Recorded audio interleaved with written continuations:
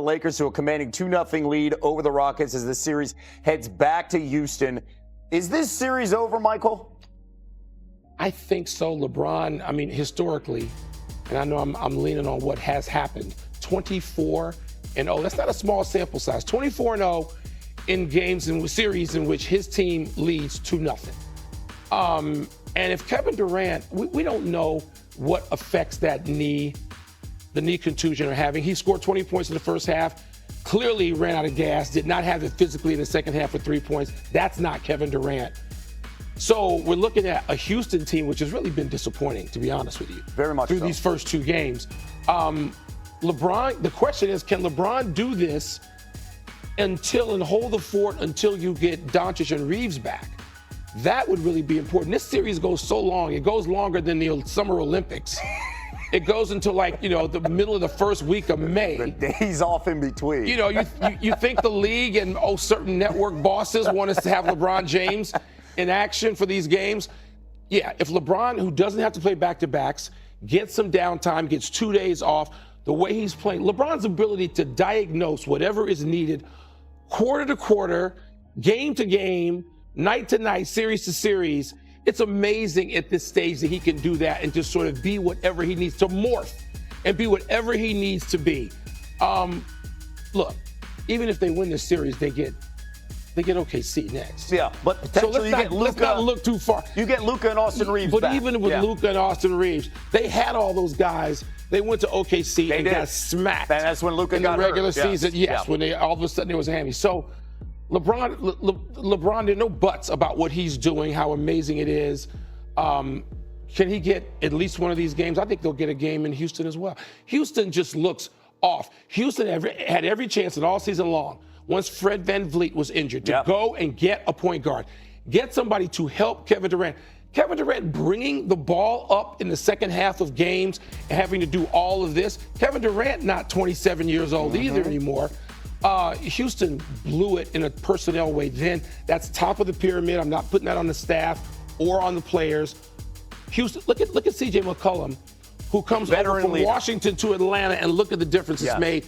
Houston needed a similar sort of acquisition, didn't get it, and they're paying the price. Kendrick Perkins brought it up yesterday. They don't like each other, and you could tell on the team. All right, Michael, thank you so much. Saturday night on ABC. Rest of the West, right? The Lakers, maybe surprisingly, because again, injuries, that war of attrition, as you're talking about, Bobby, are up 2-0 on the Rockets. And then you see the Nuggets and the Timberwolves all tied up at 1-1. Interestingly, though, Aaron Gordon, he was downgraded to questionable as he's dealing with injury now. Yeah. And then 1-1 for the Trailblazers and Spurs as that series shifts back to Portland now. So injuries has been the name of the game here, Ramona. I do want to check in on the Los Angeles Lakers, two of the biggest stars we haven't seen yet in the playoffs. Austin Reeves, Luka Doncic, what do we know? Well, both of them are on the court, right? But one of them is actually doing a little more, and that's Austin Reeves. And so I think there's a sense, we just passed that 3-week mark from when he first got injured. We're coming up on the 4-week mark, and the initial time frame was 4 to 6 weeks, and I think there is a chance. He's still got a lot of hurdles to clear. There's still benchmarks he's got to prove that he's healthy for.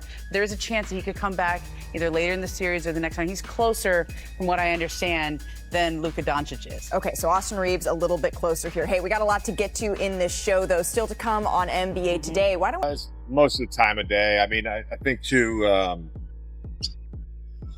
we had a similar gap between games 2 and 3, and I think we had a Friday Sunday tilt in Minnesota last year, and we weren't really, it's 3-hour bus flight to Minnesota, 3-hour bus flight to Houston, so we weren't really able to do a whole lot when we got in. So rather than just making this a travel day and not being on the court for 2 days in a row, this made a lot more sense. Outside of your backcourt, and I asked about that, how's your team health? It looked like in game 2, Jake had to get some sort of evaluation or whatever. How's he doing? He's doing good. I mean, I say he has like a very, very low grade minor ankle sprain. But the MRI was clean, and he'll be, I guess day to day. Is that day to day? Day to day with Jake. Day to day. Yeah. What have you seen from DeAndre and Jackson specifically, like effort-wise, defending Schenker, making things uncomfortable? They're doing a really good job, I think, of trying to make his initial catch further away from the basket. We have our team Şengün coverages. When they have been one-on-one with him, particularly like middle of the floor, that's typically when it happens.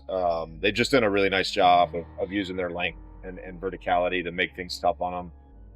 I think a big part of their progression from game 1 to game 2 was their shift discipline off of him, and that starts in transition. They did a much better job in early offensive of loading to the basketball. Asked DeAndre about switching and just kind of how he can be effective on the perimeter. I think he said early in the season or before the season, you and Greg had talked to him about some of that, and he kind of appreciated that. What have you seen from him? And even though they don't have a ton of guard play, I guess in those actions, what have you seen from him in switching, and how does that help him at all? That's our coverage. I mean, I can't really answer that question, but there's specific things we're doing coverage-wise. Defensively, you helped Houston under 100 points first 2 games, around 40% at team first 2 games. And you spoke to us late season after the OKC game about kind of diving back into the defensive identity. Where do you think things stand 2 games into the series? Well, again, you're going to have to make adjustments, minor and bigger game to game.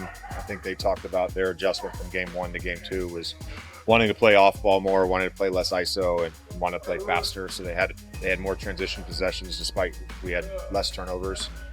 So they're clearly trying to play faster. When we were in the half court, we were even better in game 2 than we were in game 1. I think 0.84 to 0.75. So I think overall just done a good job of trying to execute our game plan, and then obviously the series is going to come down to if we can take care of the ball and keep them off the glass. We made some progress there. We were a minus 28 in scoring opportunities in game 1, and we were minus 12 in game 2. So there's progress. Austin's now been on the court a few times. I guess how's the progression going? Has there been any setbacks or anything? Yeah, the progression is going. Luka get on the court today? No. Just VA was talking about how you and the coaching staff kind of challenged him on being able to switch guard 1 through 5, but he also talked a lot about how you build confidence in him. Like, how do you kind of balance those things? Challenging players, but also making sure that they feel empowered, that they can take on these new challenges. Yeah, I mean, I think part of challenging players is you have to challenge them to do things that they can do. And by doing that, you naturally are telling them that you believe in their ability to do it. And then hopefully that gives them confidence. But I think, overall with him, he's had a great season. And he's been a big key in both these games. Defensively, I thought was really good in the second half of game 2, and had played a ton down the stretch or to start the fourth. Had a really long run, and that was like during a stretch where there wasn't a lot of dead balls, and I told him I was going to get him out real quick, get him back in, and then Jackson just played great.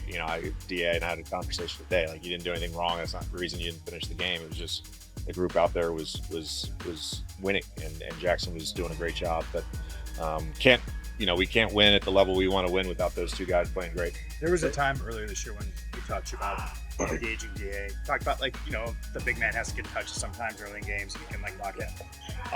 It felt like in game 2 particularly that his rebounding wasn't always stat sheet rebounding, if that makes sense. He was doing the right things. He was I think there was a rebounding rate stat that showed that you guys were a better rebounding with him on the court than off. I guess just does he know that? Does he feel that? And have you felt him energized by that? We love giving DA praise. We love giving. I mean, he's when he does what we asked him to do, he should get all the praise in the world. He's the former number 1 pick, and he's doing a lot of thankless work at times. So we always praise him for that. JJ, what do you think Marcus's presence has done for DA's game, both with the way they play off the board and Marcus's leadership? Smart's been great all season with all our group in general, but I think particularly with DA, he's made sure to be a voice for him that could be to uplift him, to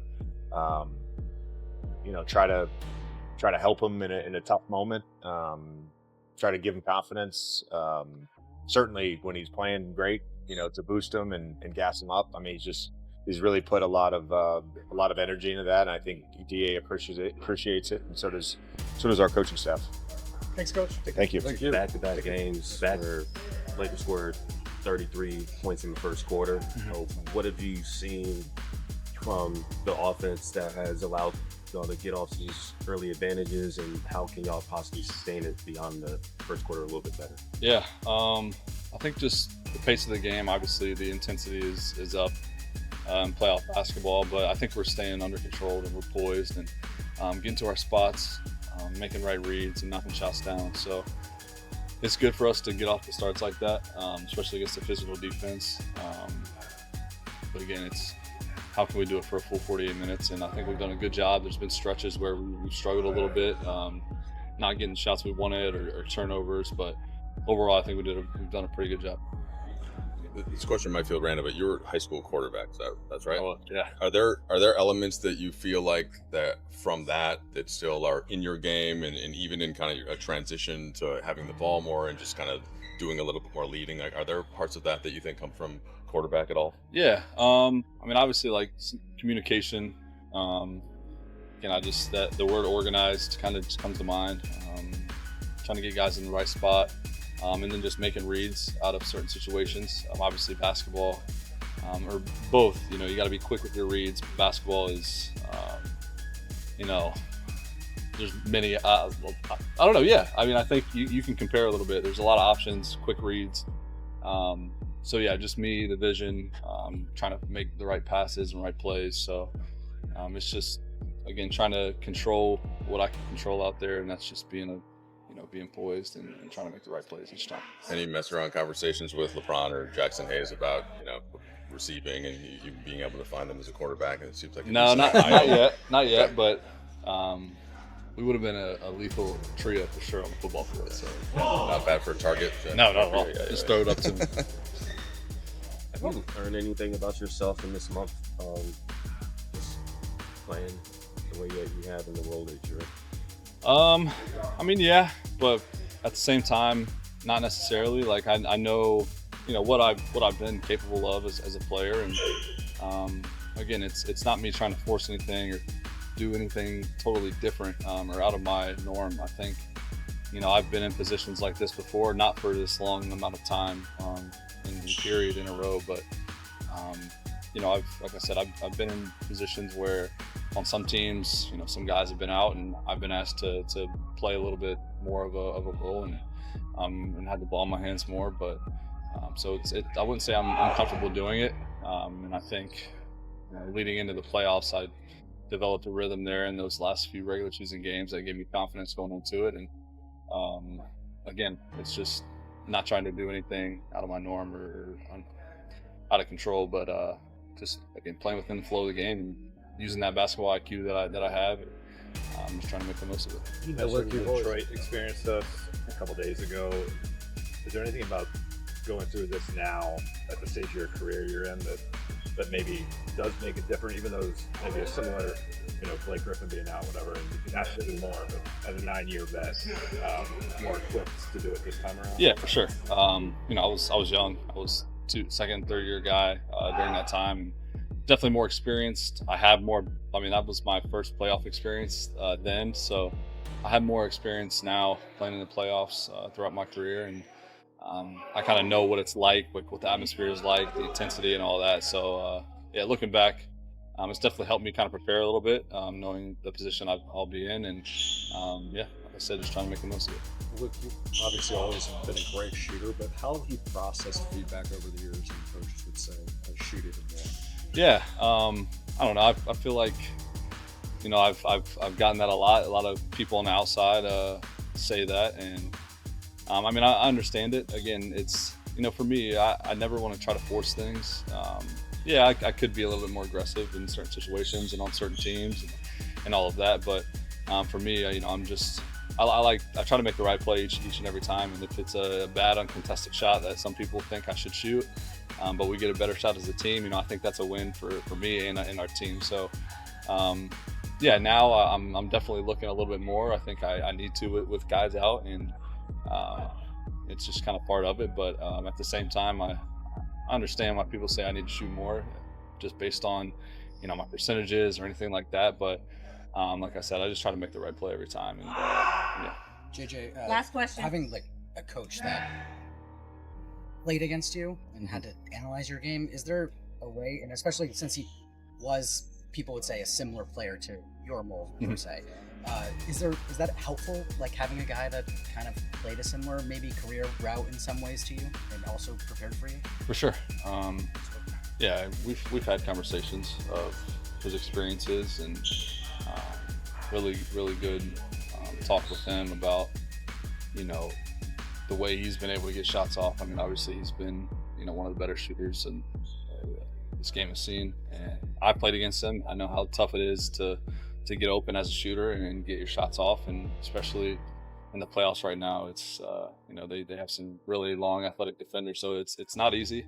But just trusting in the positions he's putting me in has been huge. And like I said, we've had conversations of his time in the league and ways he's figured things out. So it's definitely great when you have a coach that has been in it, he's experienced it, he's been in the playoffs a lot, and he's played the game for a long time, so he understands what it's like and what we're going through right now, and it just makes it a lot easier. Thanks, Luke. The Lakers are 9.5-point road underdogs in Game 3 tonight in Houston, despite holding a 2-0 series lead. Jake LaRavia has a minor ankle sprain and is day-to-day for a team already without Doncic and Reeves. The Rockets are giving Reed Shepherd significantly more minutes in Game 3, the same Reed Shepherd that LeBron James can hunt in every switch, every pick and roll, every late clock situation where the defense breaks down. Alperen Şengün has shot 15 of 39 from the field across the first 2 games. The Rockets bench scored essentially nothing collectively in Game 2. Houston was NBA worst 17-24 against the spread at home of the regular season. The Lakers went from plus 7,500 to 33,500 to win the NBA Finals after Game 2 without their 2 best players.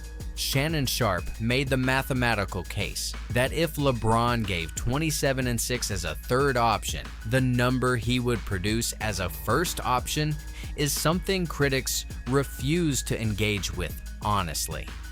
The Spurs are apparently sitting in San Antonio realizing they could have had Luke Kennard for Jeremy Sochan and some draft capital. Theo Pinson asked what exactly Amen Thompson is doing out there. Rob Pelinka is being warned to stay completely away from Mitchell Robinson.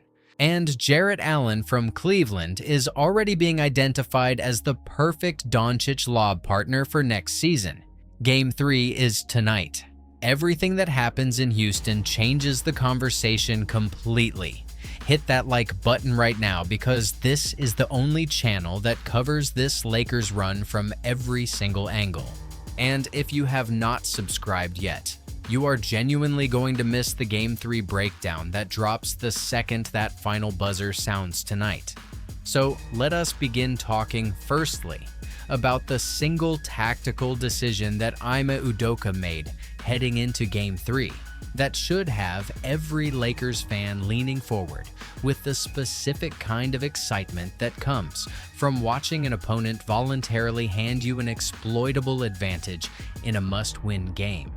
Because confirming publicly at practice on Thursday that Reed Shepherd's minutes will definitely increase significantly from the 11 minutes he received in Game 2 is the specific organizational transparency that JJ Redick's coaching staff has been waiting for, and that LeBron James will now use as the primary offensive weapon of Game 3, with a precision and enthusiasm that makes the Rockets' decision to give Shepherd more floor time feel less like a tactical adjustment and more like a gift. Shepherd had a productive regular season, 13.5 points, 3.4 assists, 1.5 steals per game in his sophomore campaign, stepping up after Fred VanVleet's torn ACL removed the team's primary ball handler for the entire season. And his 39.4% three-point shooting from deep is the specific offensive quality that Udoka is trying to inject into a Houston offense that has shot 18 of 62 from 3 across games 1 and 2. A combined 29% that represents the primary statistical reason the Rockets scored under 100 points in both games against a team operating without its 2 leading scorers. The problem with the solution is that the same Shepherd who can hit open threes is the same Shepherd who cannot guard LeBron James or Luke Kennard or Marcus Smart in any switch, any isolation, any pick-and-roll situation where the defensive assignment shifts from his preferred matchup to the Lakers' primary offensive creators. The specific vision of LeBron James reading a Shepherd switch, posting him up immediately, drawing the double, and finding the open shooter in the corner is not a hypothetical. It is the exact offensive action that LeBron has executed thousands of times in 23 professional seasons against undersized defenders, who were placed on him by opponent rotations that prioritized offensive firepower over defensive matchup integrity. Houston was an NBA worst 17-24 against the spread at home during the regular season, despite the 30-11 actual win-loss record at Toyota Center, which means the betting market has consistently found that Houston at home is overvalued relative to their actual competitive performance, regardless of the home crowd advantage that Udoka and the Rockets' organizational communication has been citing as the primary reason to believe Games 3 and 4 will look different from Games 1 and 2. Şengün shot 15 of 39 from the field across the first 2 games, barely above 38% for a player who averaged 52% during the regular season, and the specific reasons for that efficiency collapse are connected directly to the defensive schemes the Lakers deployed. The double teams that prevented him from catching the ball in his preferred positions, and the rotation coverage that disrupted the pick and roll timing that his offensive game depends on. Adding Shepherd to those problems does not solve any of them. It creates a new one on the other end. I believe Shepherd playing more minutes in Game 3 is the specific competitive gift that makes a Lakers road win not only possible, but structurally favored by the specific tactical advantages the decision creates, and that the irony of the Rockets' adjustment being the thing that makes the Lakers' offense easier to run is the precise kind of competitive dynamic that JJ Redick's preparation has been built to exploit from the first moment the Game 3 matchup was confirmed. The Jake LaRavia ankle sprain arriving as a day-to-day designation on the eve of Game 3 in Houston is the specific injury news that the Lakers absolutely did not need in a week that has already required managing the roster around the absence of their 2 primary star guards and the honest competitive assessment of what LaRavia's potential absence means for a Game 3 where the Lakers are already 9.5-point road underdogs is the one that requires both the acknowledgement of real organizational concern and the contextual framing that makes the concern manageable rather than catastrophic. LaRavia suffered the sprain in the 4th quarter of Game 2 and has been diagnosed as minor, which is the organizational communication of a training staff that has identified the specific severity as something that does not require extended absence, but that the 48 hours between Game 2 and Game 3 may not be sufficient to fully resolve. His regular season contributions, averaging 17 minutes per game and functioning as the specific connective tissue of the defensive rotations and the half-court offensive actions that Redick's scheme requires from the wing positions, are more significant than the casual observer's statistical summary of 3 points and 2 rebounds per game suggests, because his value in this playoff run has been organizational rather than individual. The kind of value that disappears immediately when it is absent, and that no replacement in the rotation provides at the same combination of defensive versatility and scheme familiarity. If LaRavia cannot go on Friday, Redick's most likely responses are giving Jared Vanderbilt more minutes in a defensive wing role, or exploring whether Dalton Knecht can contribute meaningful playoff minutes in a situation where his shooting and athleticism address specific needs that the depleted rotation creates. Vanderbilt is the more defensively reliable option. His ability to guard multiple positions and his specific physical profile in a switching scheme are compatible with what Redick has been deploying in the first 2 games of the series.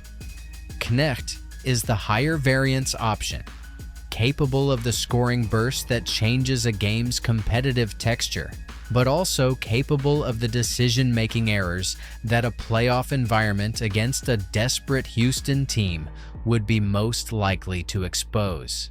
The Lakers are 9.5-point road underdogs tonight, regardless of LaRavia's availability, which tells you that the betting market has already priced in a meaningful Houston correction on their home floor before any single injury update arrived.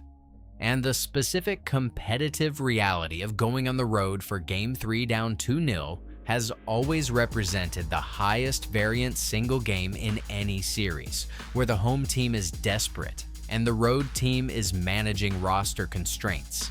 I believe LaRavia's absence, if it materializes, is a genuine organizational concern that the Lakers can absorb if the core contributors of the first 2 games, LeBron, Kennard, Smart, Ayton, Hachimura, produce at the same level that has held Houston to under 100 points in consecutive playoff games against the 5th best defensive unit in the league.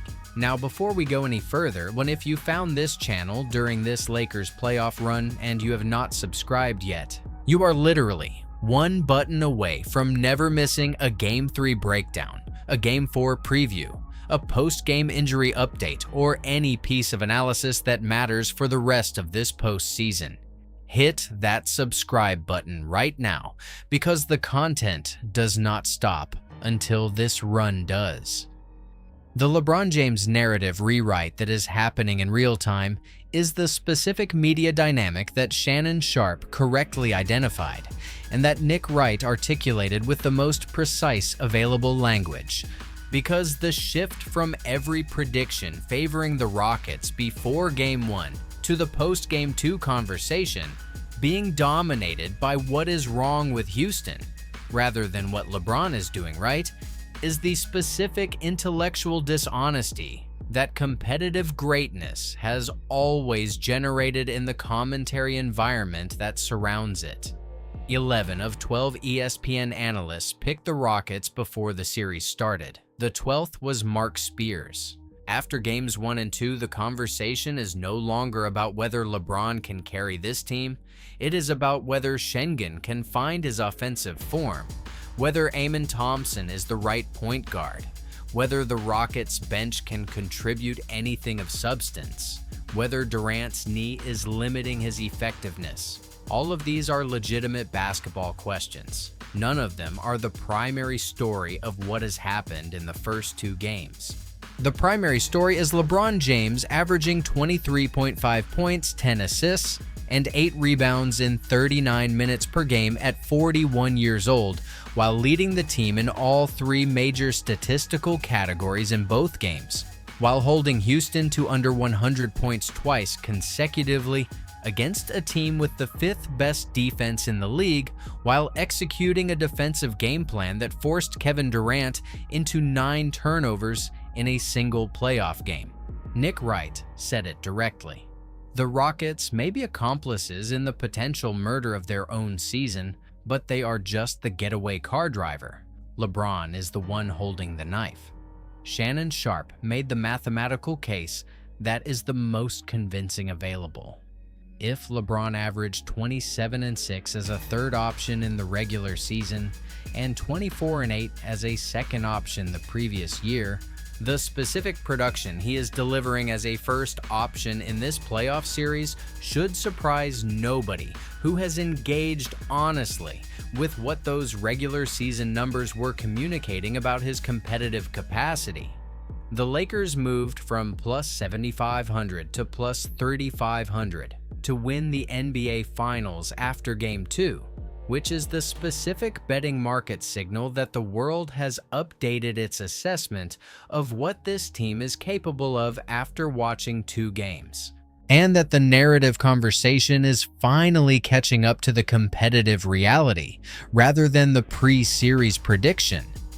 I believe the most important organizational development from the first 2 games of this series is not the specific tactical adjustments or the individual performances, but the collective narrative shift about what LeBron James represents as a competitive force in 2026. And that the specific credit he deserves for what the Lakers have accomplished in Games 1 and 2 without their 2 leading scorers is the kind of competitive recognition that his career has always had to fight for, against the specific resistance of commentators who find it more comfortable to explain away extraordinary performances than to acknowledge them directly.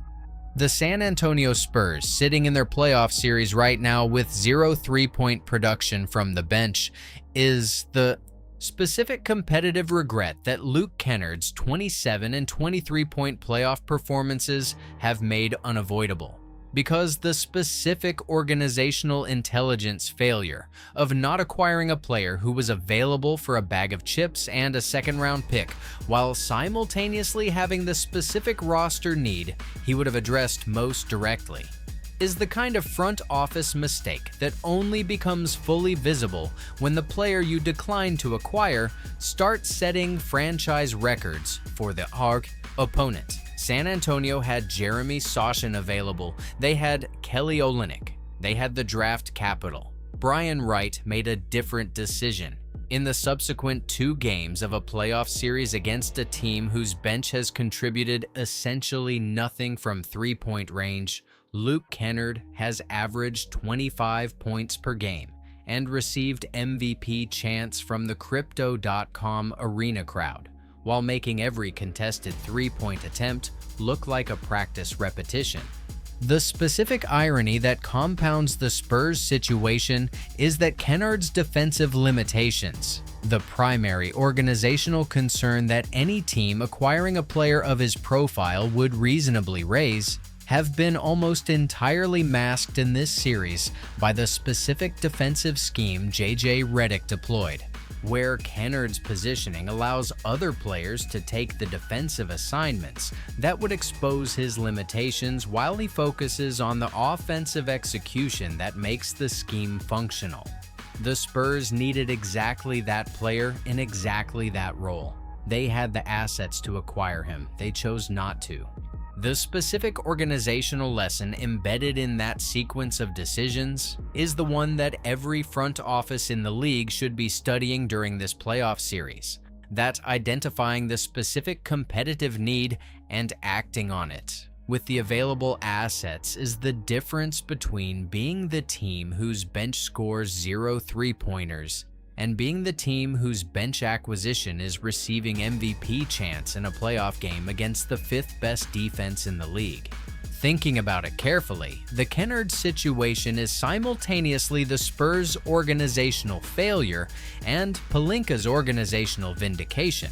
And the specific contrast between what Kennard is doing in Los Angeles and what the Spurs bench has contributed in their own playoff series is the most direct available evidence that front office decisions about secondary acquisitions matter as much in championship construction as the primary star-level decisions that receive most of the analytical attention. The Theo Pinson question about Amen Thompson, what is Amen doing out there, is the specific competitive question that the basketball community has been building toward since Game 1. When the Lakers exposed his perimeter limitations as the primary tactical weapon of their defensive scheme, and that the organizational structure of the Houston Rockets has now made unavoidable as an analytical reality rather than a pregame talking point. Thompson averaged 8 assists across the first 2 games, including 9 in Game 2, numbers that look functional in isolation until you examine the specific context in which those assists were generated, and the specific situations in which his inability to punish the Lakers' double-team coverage on Durant forced Houston's offense into the decision-making dead ends that produced Durant's 9 turnovers. When the Lakers committed to trapping Durant on every action, the specific competitive responsibility that fell to Thompson was to recognize the 4-on-3 advantage the trap created and to make the quick, decisive pass that converted that advantage into an open shot or a pathway to the rim. Instead, possession stalled. Thompson held the ball in spots where the advantage had expired. Durant kept the ball too long trying to create against the trap rather than trusting that Thompson's decision-making could convert the numerical advantage. Theo Pinson made the specific historical comparison that the organizational failure most directly illustrates. When Durant played alongside Russell Westbrook in Oklahoma City, Westbrook's specific combination of pace, physicality, and willingness to attack the defense as a primary creator elevated Durant's scoring in a way that produced 4 consecutive league scoring titles. Westbrook forced defenses to make choices, guard him one-on-one, and give up explosive drives, or help off him and give Durant the gravity to operate in space. Thompson does not force that same choice because his perimeter shooting is insufficient to demand the specific defensive respect that keeps an extra defender occupied. The Rockets' organizational decision to build around Durant at 37 years old, without acquiring the specific playmaking infrastructure that a player of his offensive profile most directly needs, is the primary competitive mistake that this series is now exposing with the maximum possible public visibility. I believe Amen Thompson can develop into a legitimate playoff point guard, but that development timeline and the specific competitive requirements of a playoff series against a team that has specifically identified and exploited his limitations are not compatible with winning this series against the current version of the Los Angeles Lakers. The offseason conversation about Jared Allen as the perfect Doncic lob partner is the most coherent single acquisition argument available for the Lakers summer, and the specific context that the playoff run without Doncic has provided makes the organizational urgency of that acquisition more visible than any regular season roster analysis could have communicated. Allen at $28 million per year through 2028 to 29 is the specific financial commitment that the post-LeBron cap structure either enables or prevents, depending on how the summer negotiations around LeBron's next contract resolve. But the basketball case for Allen is the one that the evidence from this playoff run has made most compelling, because watching Jackson Hayes function as an effective but limited lob threat, while Ayton's inconsistency has been the primary organizational variable in a series where interior production has been the difference between winning and losing, illustrates precisely what Allen would provide that neither of them can. Doncic told Pelinka and Redick in May of 2025 that he is not interested in taking a slow approach to building a contender, that the organizational urgency he brought to his conversations with Lakers leadership was about competing now, rather than developing gradually toward a future championship window. Allen would be the most direct available answer to that specific Doncic demand, a proven two-way center who converts lobs, protects the rim, and operates with the pick-and-roll intelligence that Daniel Gafford demonstrated in Dallas, was the specific profile that unlocks Doncic's offensive ceiling. The Rob Pelinka warning about Mitchell Robinson is the specific contrast that makes the Allen argument clearer. Robinson is the center who looks valuable in healthy stretches and disappears for months at a time with injury. The player whose 60-game 2025-26 season is the outlier in a career history that includes 17 and 31 game seasons in the 2 preceding years. Allen is the center who provides organizational reliability at the cost of a substantial financial commitment that requires cap clarity to execute. I believe the specific combination of the Doncic development timeline, the organizational evidence from this playoff run about what interior reliability provides, and the competitive pressure that Doncic himself has communicated about building around him immediately makes Jarrett Allen the single most important offseason acquisition available to the Lakers if the Cleveland Cavaliers' playoff exit creates the organizational conditions for a trade conversation to develop at a price the Lakers can pay.